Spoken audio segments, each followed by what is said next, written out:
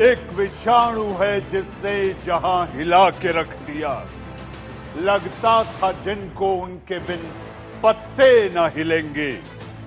Corona virus ने सारी दुनिया में त्राहिमाम मचा रखा है। America, Germany, Britain, France, Spain, Italy, ये सारे पावरलेस हो चुके हैं। जी हां, आज देश का सवाल नहीं, अब कोरोना वायरस दुनिया का सवाल बन चुका है। और चूंकि ये दुनिया का सवाल है, तो आज मेरे साथ 7 समुंदर पार पैनलिस्ट भी वहां से होंगे। मेरे साथ भारत के भी डॉक्टर होंगे और डॉक्टर होंगे अमेरिका से। नमस्कार, शाम के 7 बजे हैं और मैं लेकर आया हूं आपका पसंदीदा डिबेट शो, देश का सवाल। मैं हूं मनीष अवस्थी। कोरोना वायरस किस कदर दुनिया पर कहर बनकर टूट रहा है, ये किसी से छिपा नहीं। इटली, फ्रांस और अमेरिका में तो कोरोना वायरस मौत बांट रहा है। ऐसा लगता है दुनिया की महाशक्तियों ने इस बीमारी के आगे घुटने टेक दिए हैं। लेकिन भारत की तस्वीर कुछ अलग है। भारत में ये बीमारी उस तेजी से पैर नहीं पसार पाई जैसी आशंका व्यक्त की जा रही थी। कोरोना के दुनिया भर में बढ़ते मामलों पर बात करने के लिए हमारे साथ देश विदेश से डॉक्टरों का एक बड़ा पैनल मौजूद है। आखिर अमेरिका जैसी महाशक्ति क्यों इस बीमारी से हार रही है, और भारत जैसा देश कम संसाधन होने के बावजूद मुकम्मल तरीके से कोरोना महामारी से लड़ पा रहा है, इस पर बात करें। उससे पहले आपको बताते हैं अमेरिकी राष्ट्रपति डोनाल्ड ट्रंप आखिर विश्व स्वास्थ्य संस्था से नाराज क्यों है और उन्होंने WHO पर क्या एक्शन लिया है, आपको बताते हैं।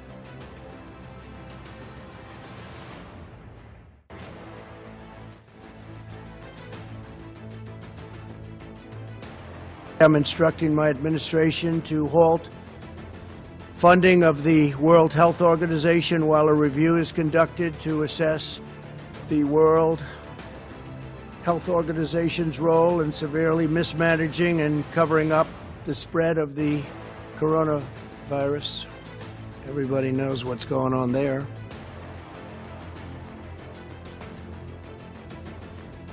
तो आपने देखा और सुना राष्ट्रपति डोनाल्ड ट्रंप, जो साफ तौर पर उन्होंने ऐलान कर दिया कि WHO की फंडिंग रोकी जा रही है। WHO जिस तरह से कोरोना वायरस के मसले को संभालना चाहिए था, संभालने में विफल दिखाई देता है। इसी पर चर्चा करने के लिए आज हमारे साथ अमेरिका से 2 डॉक्टर, जी हां, आपकी टीवी स्क्रीन पर अमेरिका पेंसिल्वेनिया से डॉक्टर रवि गौर से और न्यूयॉर्क से हमारे साथ मौजूद हैं डॉक्टर बलवीन सिंह। डॉक्टर रवि और डॉक्टर बलवीन, आपका इंडिया न्यूज में बहुत बहुत स्वागत है। डॉक्टर रवि, आप फिजिशियन हैं, आखिर ऐसा क्यों हुआ कि दुनिया में न्यूयॉर्क कोरोना वायरस का हॉटस्पॉट बन गया? डॉक्टर रवि। न्यूयॉर्क तो यूएस का बंबई है। दुनिया से सब लोग आते हैं, चाइना से आते हैं, तो न्यूयॉर्क इट्स लाइक, न्यूयॉर्क माने कि यूएस सिटी नहीं है, वो कि एक छोटा सा विश्व है। पूरे दुनिया से लोग यहाँ आ जाते हैं और न्यूयॉर्क के केसेस बहुत लग रहे हैं, लेकिन हम लोग टेस्टिंग भी बहुत ज्यादा कर रहे हैं। तो न्यूयॉर्क में अभी बहुत खराब है, लेकिन वो कर्व नीचे आ रहा है।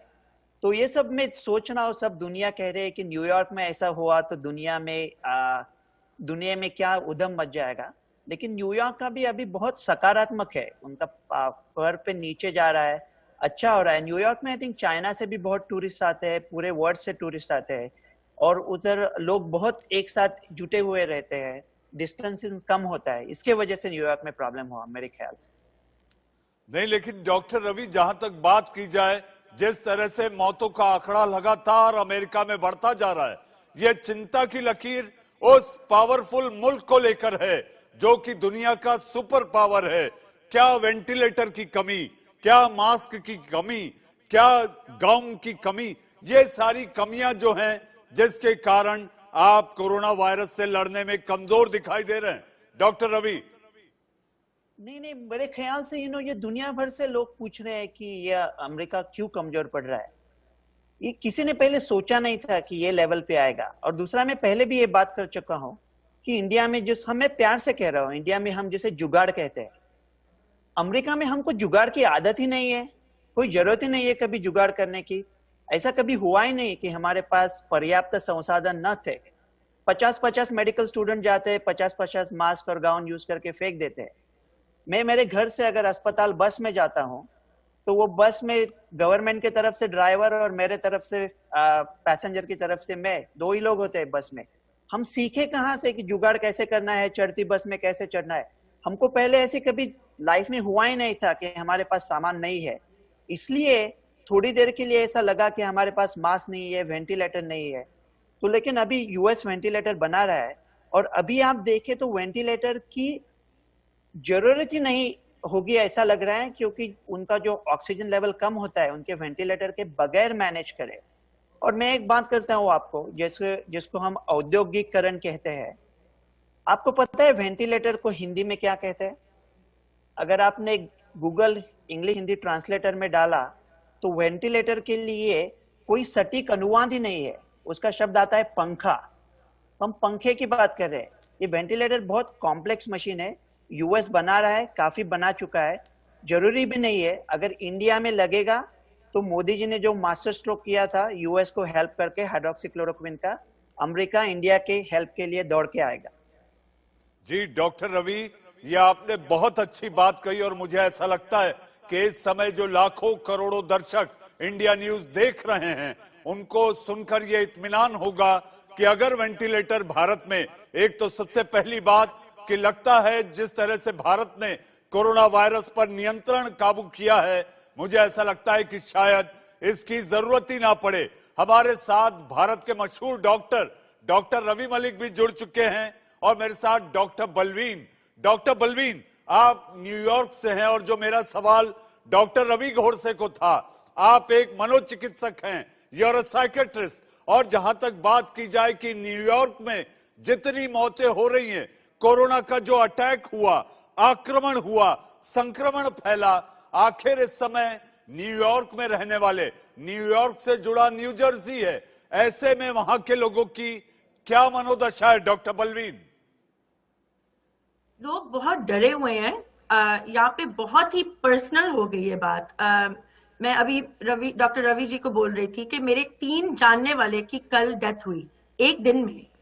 तो इट्स रियली बहुत ज्यादा, न्यूयॉर्क, न्यू जर्सी, कनेटिकट, ये स्टेट्स में बहुत ज्यादा फैल गई है।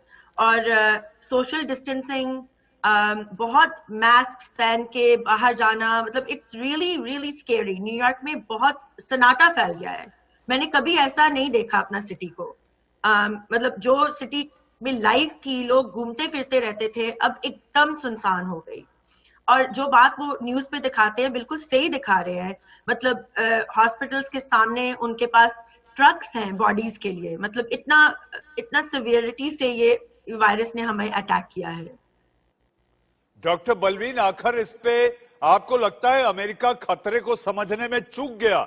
अमेरिका इतने बड़े खतरे को भांप नहीं पाया था, जिसका उल्लेख डोनाल्ड ट्रंप ने भी कई बार किया है। डॉक्टर बलवीन, मुझे ये लगता है कि अगर थोड़ा सा पहले हम सोशल डिस्टेंसिंग कर लेते तो इतनी सेवेरिटी पे शायद बात ना जाती। मैं अभी ही इंडिया से मार्च 13 को ही वापस आई थी, और मैं जब वापस आ रही थी, जब उसी दिन यूरोप का बैन हो गया, ट्रंप ने किया था, और I was really really happy. मैं बहुत ही खुश हुई जब मैंने इंडिया का लॉकडाउन सुना, बिकॉज अगर हमारा लॉकडाउन जल्दी हो जाता या ऐसे करते तो शायद इतना स्प्रेड ना होता, इतनी डेथ्स मौत ना होती। बट इनका डिले से थोड़ा सा ये जल्दी फैल गया। और अब जब बहुत बात आगे बढ़ गई है, अब सोशल डिस्टेंसिंग कर रहे हैं हम लोग, अब हम बहुत कोशिश कर रहे हैं, और कर्व न्यूयॉर्क में तो थोड़ा सा फ्लैट हो रहा है, बट फिर भी 10,000 लोगों की मतलब मौत हो चुकी, जी। डॉक्टर बलवीन, डॉक्टर बलवीन, मेरे साथ भारत के दो मशहूर डॉक्टर, हमारे साथ पद्मश्री के अग्रवाल, डॉक्टर के अग्रवाल और डॉक्टर रवि मलिक भी जुड़ चुके हैं। डॉक्टर अग्रवाल, इस समय मेरे साथ अमेरिका के दो एक्सपर्ट्स हैं, अमेरिका से दो डॉक्टर पेंसिल्वेनिया और न्यूयॉर्क से जुड़े हुए हैं। डॉक्टर अग्रवाल, आपसे जानना चाहेंगे कि लॉकडाउन को लेकर भारत ने जो कदम उठाया, इसकी सराहना सात समंदर पार रह रहे हमारे डॉक्टर भी कर रहे हैं, लेकिन डॉक्टर अग्रवाल, सबसे बड़ा खतरा तब दिखाई देता है जब हमारे लॉकडाउन का उल्लंघन होता है। बात करें कि हमारा कल मुंबई में जो नजारा देखने मिला, तो मुझे ऐसा लगता है डॉक्टर अग्रवाल, ये अपने आप में कोरोना को नियंत्रण करने से ज्यादा ये कोरोना को हराने की बजाय कोरोना के सामने खतरा बनकर जा रहे हैं। डॉक्टर अग्रवाल, ये नीजक रिएक्शंस है पब्लिक। अगस्त तो होगा इतना बड़ा, जब लॉकडाउन होगा इतने बड़े कंट्री में, तो इट इज एक्सपेक्टेड इस टाइप की रिएक्शंस आएंगी। और पब्लिक का रिएक्शन लास्ट दिया, तो जितना पॉसिबल है उतना मैनेज करना है। अगर मैं देखूं, इसको एनालाइज करूं, कहीं ना कहीं इसके अंदर में ट्रम्प साहब बिल्कुल सही बोल रहे हैं। WHO delayed declaring it a public health emergency and WHO declared it, calling it a pandemic. अगर WHO इसको पैंडेमिक पहले कर दिया होता तो शायद बाकी कंट्रीज में इतना बड़ा बुरा हाल नहीं होता। डॉक्टर अग्रवाल, मैं बात कर रहा हूं मुंबई को लेकर, और लगातार जो हमारे स्वास्थ्य कर्मियों पर, हमारे डॉक्टरों पर जो अलग अलग इलाकों में हमले हो रहे हैं, तो आखिर जिनकी जान बचाना है, अगर वो खुद इस तरह जान बचाने वालों पर हमला करेंगे तो कोरोना को कैसे हराएंगे? डॉक्टर अग्रवाल, इस वक्त में हमारी सिचुएशन जहां बॉम्बे में हो रहा है, दिल्ली में हुआ, सूरत में हुआ, जहां लोग इकट्ठे हुए इतने सारे, ये अनफॉर्चुनेट है। ये लॉ एंड ऑर्डर की सिचुएशन है। इसमें हर सरकार की रिस्पॉन्सिबिलिटी है कि इस टाइप के इंसिडेंट्स ना हो। जहां सवाल है वायलेंस का against doctors, I think violence के लिए ये ड्यूटी मीडिया की, पब्लिक की और सरकार की है कि वो एंटी वायलेंस एक्ट लेकर आए। और इस वक्त में डॉक्टर्स अपने लिए लड़ नहीं सकते, क्योंकि हमारा फर्ज है इस वक्त में लोगों की जान बचाना। जी, मेरे साथ डॉक्टर रवि मलिक भी हैं। डॉक्टर मलिक, अभी आप डॉक्टर अग्रवाल, डॉक्टर रवि घोष से डॉक्टर बलवीन सिंह को आप लगातार सुन रहे थे। डॉक्टर मलिक, मेरा सवाल आपसे है कि अगर स्वास्थ्य कर्मियों पर, डॉक्टरों पर इस तरह के हमले होंगे, लॉकडाउन का उल्लंघन होगा, तो आखिर हम कोरोना को हराएंगे कैसे? डॉक्टर मलिक,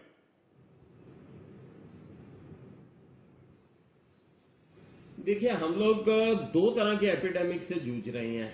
एक तो हमारे पास में कोरोना आ गया, और दूसरा हमारे पास में ये डॉक्टरों को पिटाई करने वाली चीज आ गई। अब आप देखिए, डेली ही कोई ना कोई इंसिडेंस होता है। ये तो टिप ऑफ द आइसबर्ग है। अगर एक इंसिडेंस मीडिया की नजर में आ रहा है, तो पता नहीं कितने और ऐसे इंसिडेंट्स हो रहे होंगे हमारे भारत के गली मोहल्लों में, जहां पर डॉक्टरों नर्सों के ऊपर मारा जा रहा होगा, या पीटा जा रहा होगा, या गालियां दी जा रही होंगी, या अश्लील हरकतें हो रही होंगी। तो ये चीजें बहुत गलत हैं। आपको ये मैं बता दूं, विश्व भर में वायलेंस अगेंस्ट डॉक्टर्स जो है, इस तरह का आपने कभी नहीं सुना होगा। न्यूयॉर्क में डॉक्टरों को पीट रहे हैं, जरा सा कोई रिलेटिव को कोई कॉम्प्लिकेशन होगी तो उसको मारना शुरू कर दिया। हमारी ह्यूमन बॉडी है, और हर डॉक्टर चाहता है कि मेरा पेशेंट ठीक हो। उसको ऊपर मारना पीटना, सबसे बड़ी चीज मैं बताना चाहूंगा, ये इतनी जहरीली बीमारी है कि इस वक्त एक तो डॉक्टर बेचारे कोरोना से जूझ रहे हैं, वो कोशिश कर रहे हैं कि मरीज जो हैं हमारे बिल्कुल ठीक हों। वो बेचारों का ध्यान लगा हुआ है, 12-12, 16-16 घंटे की ड्यूटी कर रहे हैं। उसके बाद आप उनको जो है परेशान करने की कोशिश कर रहे हो, कभी उन्हें गाली निकाल रहे हो, कभी मार रहे हो, कभी पीट रहे हो। ये सबसे गलत चीज है। मैं तो ये कहूंगा, ये देशद्रोह है, ये एक आपराधिक एक्टिविटी है।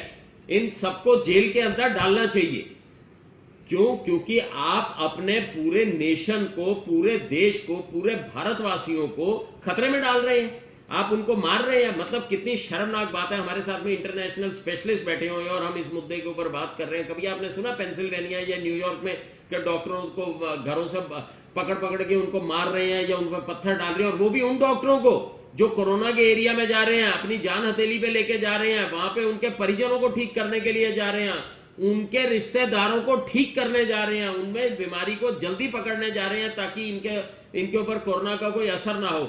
उन डॉक्टरों को, उन देवदूतों को, उनको आप पीट रहे हैं। It is very sad. तो मेरे हिसाब से तो ये चीज बड़ी गलत है। डॉक्टर मलिक, आपने एक बहुत अच्छा सवाल उठाया कि क्या अमेरिका में इस तरह के हालात हैं क्या। मेरे साथ दो मशहूर डॉक्टर अमेरिका से बैठे हैं। डॉक्टर रवि, क्या अमेरिका में ऐसा कोई वाकया सामने आया है जिसमें स्वास्थ्यकर्मी, कोई मेडिकल टीम पर इस तरह से हमला हुआ हो? ऐसा कोई अमेरिका में हो सकता है, लेकिन अमेरिका में क्या है, देखो, अगर किसी पेशेंट के साथ कुछ अत्याचार होता है या उसको लगता है कि उसको ठीक तरह से ट्रीटमेंट नहीं किया, तो उसको पता है वो लॉयर के पास जा सकता है, 2 मिनट में एक दूसरे को काट देते हैं। तो ऐसा बहुत सोशल, कोई हिंसाचार का समर्थन नहीं कर रहा है, लेकिन यहाँ के जो पेशेंट है उनको बहुत प्रोटेक्शन है। उनको पता है अगर उनके साथ कुछ गलत हुआ है तो 5 मिनट में वो लॉयर के पास जा सकते हैं और वो डॉक्टर से पूछताछ ठीक तरह से कर सकते हैं। लेकिन मैं एक दूसरा मुद्दा मानने वाला था, अगर आप इजाजत दे तो। बोलिए, आप आप बोलिए। कह रहे हैं कि कोविड के टाइम में डॉक्टर की मारपीट हुई तो कैसा कोविड का ट्रीटमेंट करेंगे। मेरे ख्याल से कोविड का और मारपीट का कोई रिश्ता ही नहीं है। डॉक्टर की मारपीट होनी ही नहीं चाहिए। ये कैसा होता है, क्या बात कर रहे हैं हम लोग? मतलब इसका, अगर डॉक्टर की मारपीट करेंगे तो वो कोविड को कैसा ट्रीट करेंगे? अगर कोविड नहीं भी है, इंडिया में कोई बीमारी नहीं भी है, तो भी ये मारपीट नहीं होनी चाहिए। और एक मैं मुद्दा क्विकली बोलना चाहता हूँ कि हम लोग कोविड बहुत बात कर रहे हैं। कोविड के अलावा भी हजारों बीमारी है। आपको पता है कि हृदय के विकार से कितने लोग मरते हैं यूएस में रोजाना? 2000 लगभग। तो कोरोना के जो सबसे ज्यादा नंबर है, उतने नंबर हार्ट डिसीज के भी है। तो मैं ये मुद्दा मानने वाला था कि अब हम सोचते कि कुछ पूरा ऐसा ना हो कि दूसरे मामलों को पूरा नजरअंदाज कर दे और कोविड। हमारे चाचा जी है, बूढ़े चाचा जी को बचाना है। ऐसे नहीं है कि चाचा जी को कोरोना से बचाया लेकिन हार्ट अटैक आ गया, वो अच्छी बात नहीं है। दूसरे डिसीजेस पे भी थोड़ा फोकस हो, ये मेरा मुद्दा था। और यूएस में ऐसा वायलेंस वगैरह की कोई कतई गुंजाइश नहीं। डॉक्टर रवि, आखिर ऐसी ये कौन सी मनोदशा हो जाती है कि जब जिसका आप इलाज करने जा रहे हैं, जिसकी आप जान बचाने जा रहे हैं, और आप उसी पर आप उसकी जान पर बनाते हैं? ये मैं चर्चा करूंगा डॉक्टर बलवीन से। मेरे साथ डॉक्टर के अग्रवाल, डॉक्टर रवि मलिक लगातार बने हुए हैं। अब वक्त है एक छोटे से ब्रेक का। देश का सवाल नहीं, कोरोना वायरस अब दुनिया का सवाल बन चुका है। और आज दुनिया के सवाल में मेरे साथ अमेरिका से 2 बड़े डॉक्टर और भारत के 2 डॉक्टर बने हुए हैं, जो बताएंगे कि आप कैसे सेहतमंद और तंदुरुस्त रहें। एक छोटे से ब्रेक के बाद।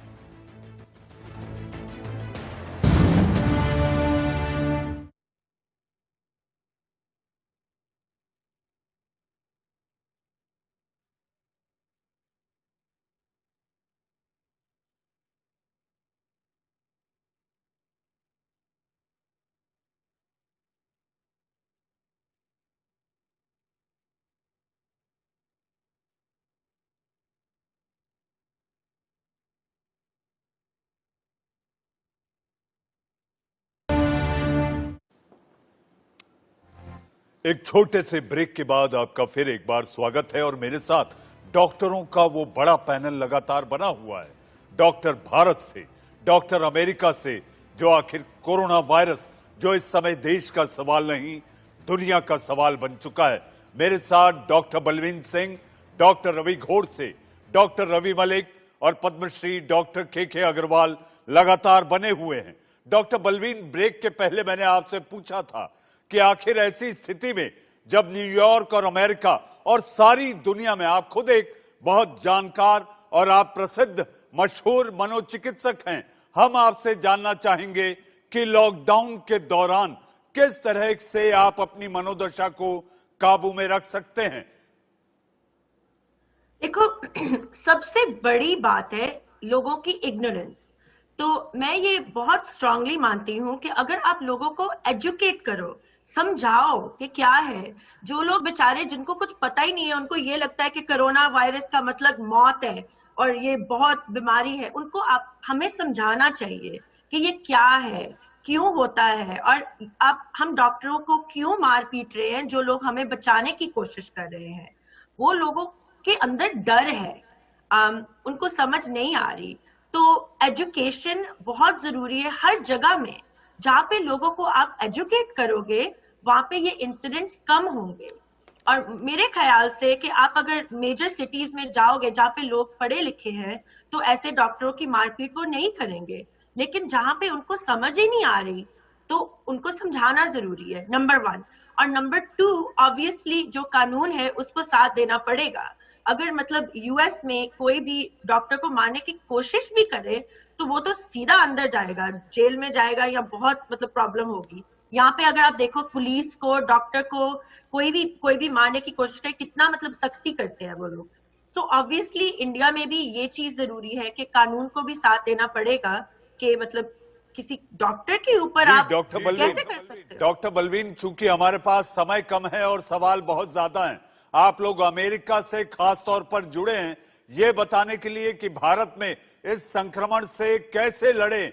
आप भारत को ये बताना चाहिए, आप बताने की कोशिश कर रहे हैं कि आखिर इस लॉकडाउन 2 में उनको कैसे रहना है। मेरे साथ के अग्रवाल साहब। डॉक्टर अग्रवाल, क्या दुनिया के बड़े सेंटर भी, दुनिया के बड़े मुल्क भी कोरोना वायरस को लेकर इसका कोई उपाय, सटीक उपाय या दवा नहीं ढूंढ पा रहे हैं?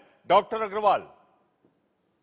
इट्स ए न्यू डिसीज, नई बीमारी है। टीबी का इलाज आने में भी समय लगा था, एचआईवी का इलाज आने में भी समय लगा था। अब इतने सालों के बाद में जाके हेपेटाइटिस बी का क्योर आता है, इतने सालों के बाद में एचआईवी का कंट्रोलेबल मैनेजेबल सिचुएशन आई है। आप एक दिन में एक्सपेक्ट नहीं करते।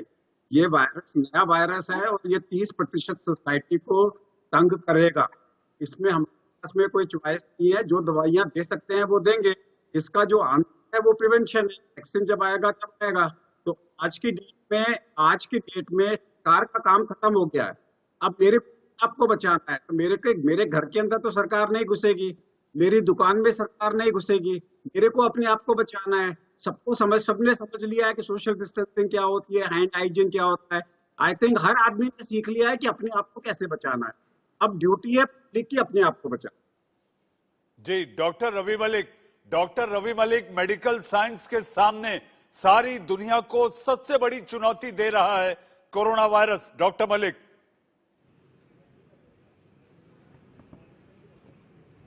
देखिए, डेफिनेटली मेडिकल साइंस को चुनौती तो दे ही रहा है, और ये चुनौतियां शुरुआती दौर में हर बीमारी ने दी हैं, लेकिन फिर भी ह्यूमन बीइंग्स ने इसका कोई ना कोई रास्ता निकाल ही लिया। कोई ना कोई दवाई निकल गई, कोई ना कोई वैक्सीन निकल गई है। डेफिनेटली ये थोड़ी चुनौती तो दे रहा है, लेकिन फिर भी मैं एक चीज बताऊं कि इसके अंदर भी हमारे को ह्यूमन बीइंग्स ने इस चुनौती को स्वीकार भी किया है, और हमारे पास कोई रास्ता भी नहीं है, लेकिन हमने इससे बचाव भी काफी किया है। अगर आप देखें हिंदुस्तान की आप बात लें तो 130 करोड़ की आबादी में अगर आंकड़ा आप देखें तो अभी भी कंट्रोल में है। 2 महीने से पैंडेमिक चल रहा है, और मुझे लग रहा है कि आने वाले समय में शायद स्थिति बेटर हो अगर सकारात्मक रूप से देखें तो। दूसरी चीज यह है कि कई दवाइयों के ऊपर शोध हो रहा है और कईयों में पॉजिटिव रिजल्ट्स भी आ रहे हैं, तो वो रिजल्ट्स भी मुझे लगता है कि अच्छे आएंगे। वैक्सीन की डेवलपमेंट भी हो रही है, उसको आने में टाइम लगेगा। और सबसे बड़ी चीज है कि कोरोना वायरस क्योंकि नई बीमारी है, ये हर वक्त चेंज हो रही है और इसकी सिचुएशन चेंज हो रही है। सिम्टम्स भी अभी समझ रहे हैं सब डॉक्टर्स, तरह तरह के सिम्टम्स हो रहे हैं, तो इसकी पूरी एपिडेमियोलॉजी, पूरे क्लिनिकल फीचर्स की प्रोफाइल धीरे धीरे करके हमारे सामने आ रही है। और मैं ये बताना चाहूंगा कि हमारे देश में एक जो बहुत अच्छी चीज हुई है वो ये हुई है कि लॉकडाउन हमने बहुत जल्दी फॉलो किया। अमेरिका में भी लॉकडाउन पहले, लेकिन वो कहते हैं ना कि in hindsight everyone is Einstein. जब हम पीछे देखते हैं तो फिर हम समझदार हो जाते हैं। तो अमेरिका में भी ये पता नहीं था कि एकदम से इतनी त्रासदी आएगी और वो होगी। दूसरी चीज, जहां तक आपने डॉक्टरों की मारपिटाई की बात कही है, मैं एक चीज बताना चाहूंगा, ये पढ़े लिखे की बात नहीं है कि इनको समझ नहीं है, इनको पढ़ाना चाहिए, हमें इन्हें बताना चाहिए। ये शहरों में नहीं, गांव में, ये हर जगह पे हिंदुस्तान में है। शहरों में भी है, गांव में भी है, पढ़ाने का भी है। इसका एक ही इलाज है कि इन पे डिटरेंस होनी चाहिए, इनको जेल में डाल देना चाहिए। जैसे अमेरिका में होता है ना कि अगर कोई कोशिश भी कर रहा है तो उसको जेल में डाल दो। जी डॉक्टर मलिक, बनेगी, नहीं तो बनेगी। डॉक्टर मलिक, कोरोना वॉरियर पर हमला करने वाले लोगों को पुलिस भी सख्ती से निपट रही है। मेरे साथ doctor Ravi Godse. Doctor Ravi Godse, America में जो आंकड़ा लगातार बढ़ रहा है या लगातार बढ़ता जा रहा था, उसको देखकर यह कहा जा सकता है कि यह सामुदायिक, जी हां, सामूहिक संक्रमण के कारण यह आंकड़ा लगातार बढ़ता चला गया, यानी कि कम्युनिटी ट्रांसमिशन हो चुका था। नहीं, मेरे ख्याल से ये गलत है। हम हम बार बार ये बात कर रहे हैं कि अमेरिका के नंबर ज्यादा है, इंडिया के कम है। मैं बहुत खुश हूं कि इंडिया के नंबर कम है, लेकिन 5 तरह के नंबर है। हमको ये भी सोचना है कि क्या नंबर हम देख रहे हैं। जिन लोगों को कोविड हुआ है, जिनको पता है कि कोविड हुआ है, जो लोग अस्पताल में हैं, जो लोग वेंटिलेटर पे हैं और जो लोग मर चुके हैं, ये 5 ही नंबर है जिसको आप मामला घातक अनुपात कहते हैं कि केस फैटेलिटी रेशियो। इतनों को मेरे ख्याल से तो इंडिया का मॉर्टेलिटी रेशियो अभी 3% है। मेरे ख्याल से इंडिया में टेस्टिंग कम हो रहा है। अगर और जरूरी भी नहीं है ज्यादा टेस्टिंग करने की इस वक्त पे। अगर टेस्टिंग बढ़ाया गया तो इंडिया का मॉर्टेलिटी रेट और कम हो जाएगा।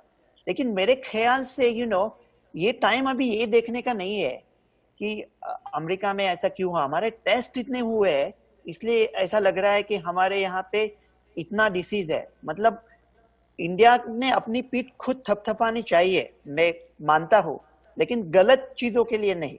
ये अभी आने वाला है 2 हफ्ते में कि इससे सीखे डॉक्टर रवि, क्या हो रहा है। डॉक्टर रवि, आपने बोलते बोलते बड़ी एक बहुत ऐसी पॉइंट की बात आपने कही है कि इंडिया को पीठ थपथपाना। मैं आपसे जानना चाहूंगा, हाइड्रोक्सी क्लोरोक्विन को लेकर भारत की ओर अमेरिका ने देखा, भारत ने उनकी बात को माना, उनको दिया, तो क्या भारत को लेकर अमेरिका में इस बात की चर्चा है अखबारों में, मीडिया में, और एक आम अमेरिकी क्या कहता है? मेरे 5,000 पेशेंट है और सब अमेरिकी है, मतलब ज्यादा भारतीय वंश के नहीं है। सब लोग बहुत खुश है भारत पे, बहुत बहुत खुश है, बेहद खुश है। और देखो, हाइड्रोक्सी क्लोरोक्विन की बात कर रहे हैं हम लोग, ये दवा की भी बात है और उम्मीद की भी बात है कि थोड़ा अगर पेशेंट को किसी बताया जाए कि उम्मीद है कि आप ठीक हो सकते हैं, तो उससे भी साइकियाट्रिस्ट एग्री करेंगे, उससे भी बहुत फर्क पड़ेगा। इसका मतलब ऐसा नहीं कि हम लोग झूठी तसल्ली दे रहे हैं। मैं खुद बता सकता हूं कि अगर डॉक्टर को अगर वो हतबल नहीं हो रहे, हमारे पास कुछ है, कुछ कर सकते हैं।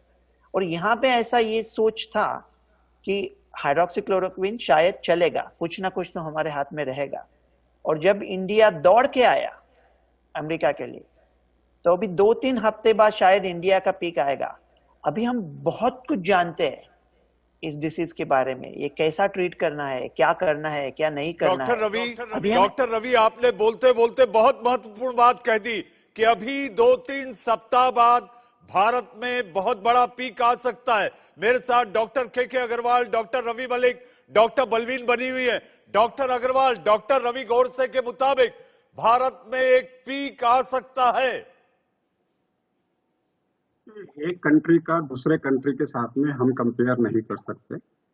भारत के अंदर में वेदर पीक आएगा कि नहीं आएगा, कि हम लोग लॉकडाउन किया है, गर्मियां हैं, एकदम आ जाएंगी, घर में एसी का इस्तेमाल नहीं कर रहे, तो हो सकता है कि हम लोग पीक को सप्रेस कर सके। लेकिन समय बताएगा, ये तो वायरस ही बताएगा, क्योंकि इस वक्त में तो पूरी दुनिया को ना ट्रंप साहब कंट्रोल कर रहा है, ना मोदी साहब कंट्रोल कर रहा है, तो कोरोना वायरस ही कंट्रोल कर रहा है। कोई डिसाइड करेगा क्या होगा, but yes there is a possibility कि हमारे यहाँ पे जो पीक आएगा वो सप्रेस्ड होगा। क्योंकि अभी जैसे रवि जी ने कहा कि नंबर ऑफ टेस्टिंग कम हो रहे हैं, उससे हम लोग बहुत ज्यादा फर्क नहीं पड़ता, because we are comparing number of deaths. Number of death will be 50% of serious cases. तो इस तरीके से हम देखें तो सीरियस केसेस भारत में कम है। आप जितना मर्जी टेस्टिंग को रोक लो, लेकिन आप सारी से सब एक्यूट रेस्पिरेटरी इलनेस से मरने वालों को रोक नहीं पाओगे, बिकॉज अब सारी हमारे यहाँ पे एक नोटिफाइबल डिसीज है। तो अगर मान लीजिए हमारे यहाँ केसेस बढ़ेंगे और डायग्नोज नहीं हो रहा है, तो सीरियस केसेस बढ़ेंगे, और तो सीरियस केसेस इमीडिएटली पकड़ में आएंगे और नोटिफाई होंगे। क्योंकि हमारे यहाँ नंबर ऑफ डेथ्स कम है, तो हम ये सोच चल रहे हैं कि हमारे यहाँ पे लॉकडाउन का असर कंपैरेटिवली अच्छा है। वो क्या रीजन है वो आगे जाकर पता लगेगा। डॉक्टर रवि मलिक, आपने अपने हमनाम डॉक्टर रवि गोडसे को अमेरिका से सुना।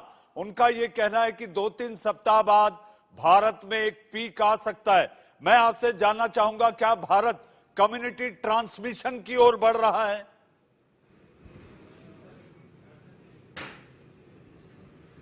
देखिए, इस बीमारी के बारे में कोई भी दावे से कुछ भी नहीं कह सकता कि पीक आएगा नहीं आएगा, क्या मोड़ लेगी, और it is very difficult to predict. लेकिन हाँ, ये जरूर मैं कहना चाहूंगा कि हिंदुस्तान की जो अभी सिचुएशन है वो एक तरह से अभी मैं कहूंगा कि स्टेबल ही चल रही है। अब आने वाले टाइम में क्या ये केसेस बढ़ते हैं, टेस्टिंग करेंगे, ऑब्वियसली थोड़े से बढ़ेंगे, क्या ये आउट ऑफ प्रोपोर्शन बढ़ते हैं या पीक आएगी। लेकिन एक चीज बताना चाहूंगा कि मॉर्टेलिटी हमारे यहाँ पे कम है, मृत्यु दर कम है। और मृत्यु दर की मैं आपको एक चीज बता दूं, वो छुप नहीं सकती, क्योंकि मृत्यु एक इतनी बड़ी चीज है और ये नोटिफाइबल डिजीज है। तो मृत्यु दर अगर 340 है तो वो 340 ही है। इसका मतलब है कि हिंदुस्तान में अगर 130 करोड़ की पॉपुलेशन में केवल 340 लोगों की, वैसे मृत्यु तो एक भी नहीं होनी चाहिए, लेकिन अगर 340 केसेस की मृत्यु हुई है तो ये एक आंकड़ा जो है वो एश्योरेंस देता है कि डिजीज ने बहुत ज्यादा पैर अभी तक नहीं फैलाए हैं as compare to other countries. अब ये पीक आएगी नहीं आएगी, इसके लिए भी अटकलें लगाई जा सकती हैं, लेकिन कुछ स्टडीज ये भी कहती हैं कि समर आने के बाद में डॉक्टर मलिक, मेरा आपसे सवाल है, हम भी सपने में नहीं सोच सकते कि भारत में यह आंकड़ा बढ़े, लेकिन अगर तुलना की जाए स्पेन, इटली, यहां पर भी शुरुआती जो आंकड़े थे 10,000 मरीज, 10,000 संक्रमित मरीज और मौतें 150, तो अगर वो आंकड़ा देखें तो हम 11,000 पार कर चुके हैं। 11,000 पार करने के बाद हमारी मौतों का आंकड़ा भी लगभग 400 के करीब है। तो अगर वो तुलनात्मक दृष्टि देखें तो संकेत जरूर कुछ कहता है। देखिए इसमें मैं थोड़ा डिफर करूंगा। उनके जो 10,000 और इतनी मौतें जितनी जल्दी से पहुंची हैं, उतनी जल्दी से हमारी स्पीड उस तक नहीं पहुंची है। दूसरी चीज है कि इसका मतलब यह है कि जो हमारा लॉकडाउन है वो थोड़ा कारगर रहा है।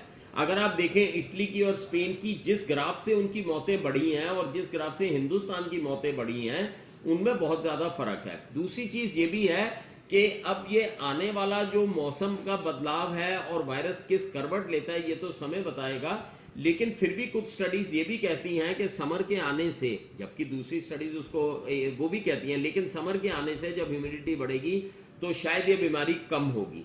अब किस वे से ये ऊंट बैठता है, ये इस वक्त तो ये वायरस ही सबको कंट्रोल कर रहा है, बिल्कुल ठीक बात। डॉक्टर रवि, आपके हम नाम डॉक्टर रवि गोडसे भी अमेरिका से हैं। डॉक्टर रवि, आपने डॉक्टर रवि मलिक की बात सुनी, आपने डॉक्टर खेखे अग्रवाल की बात सुनी। डॉक्टर गोडसे, आपका जो आकलन है, आपको ये लगता है कि ये 2-3 सप्ताह में एक पीक लेगा? पता नहीं, कुछ कह नहीं सकते है ना, कह नहीं सकते, कभी कुछ कह नहीं सकते। और मैं इंडियन डॉक्टरों के, वो तो मेरे सीनियर है, मैं उनसे बहस नहीं करना चाहता क्योंकि बहस तो ज्ञान का आदान प्रदान है। लेकिन मैं डिफरेंट नजरिया पेश करना चाहता हूं कि हम यूएस कहां था 3 हफ्ते पहले, इंडिया और यूएस के कंपैरिजन में अभी इंडिया कहां है पता नहीं है, इसलिए हमको प्रिपरेशन ऐसा करना है कि शायद केसेस बढ़ेंगे और उम्मीद ऐसी रखनी है कि नहीं बढ़ेंगे। तो मेरे कुछ पॉजिटिव सुझाव थे, क्योंकि हम लोग ना बहुत हो गए अभी निराशात्मक।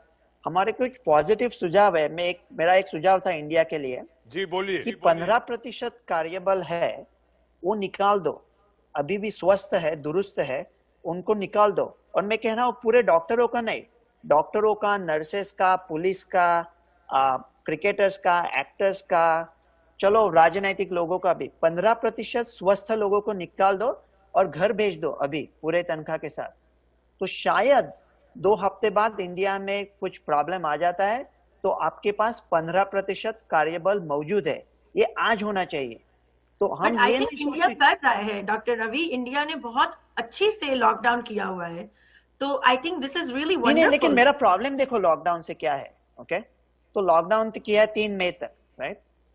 तो लोगों को अभी परेशानी ये है कि लॉकडाउन के बाद क्या होने वाला है, उम्मीद की कोई बात ही नहीं हो रही। अगर 3 मई को देश खोल दिया और 4 मई को लखनऊ में 5 केस आ गए, तो क्या फिर लॉकडाउन करेंगे?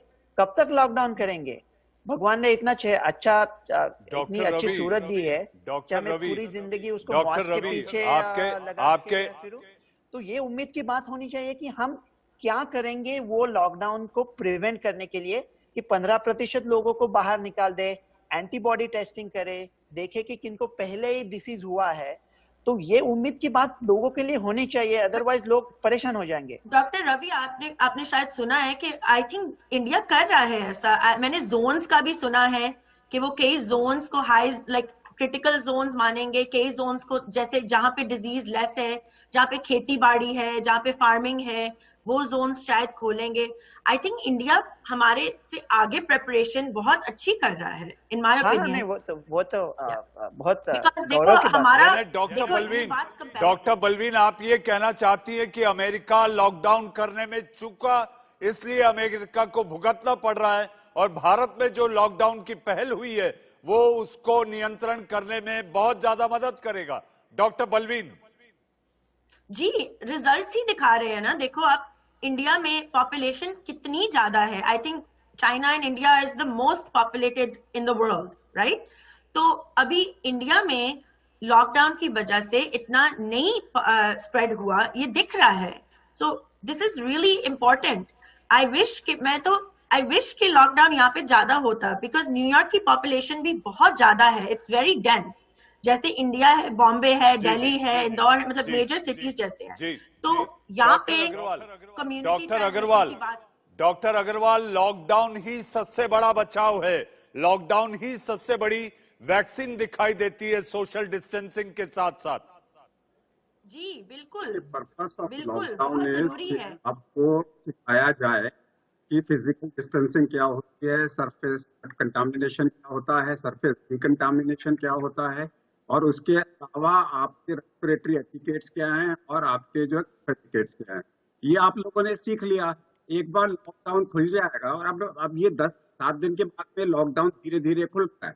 होगा क्या, जहां पर 7 दिन में कोई केस नहीं हुआ वो एरिया खुल जाएगा, जहां 7 कोई केस है प्रिकॉशंस आएंगे, हॉस्पिटल क्लिनिक्स धीरे धीरे सारे नॉर्मलाइज हो रहे हैं। अब सबने समझ लिया है कि every patient is Covid positive unless to otherwise, every surface is Covid positive unless otherwise. अब सबको इसके साथ में ही जीना होगा।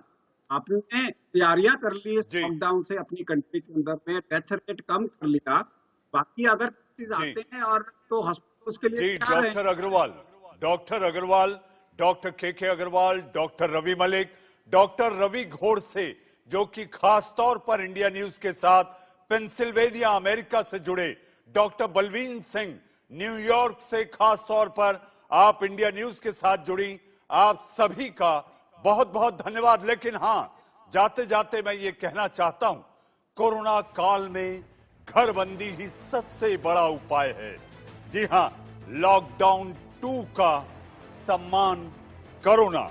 जी हां, देश का सवाल में आप लोग जुड़े, आप सभी का बहुत बहुत धन्यवाद। दिन भर की खबरों के पिटारे को लेकर आएंगे मेरे सहयोगी रोहित पुनेठा, कोरोना समाचार और कोरोना अपडेट के साथ आंख कान खोल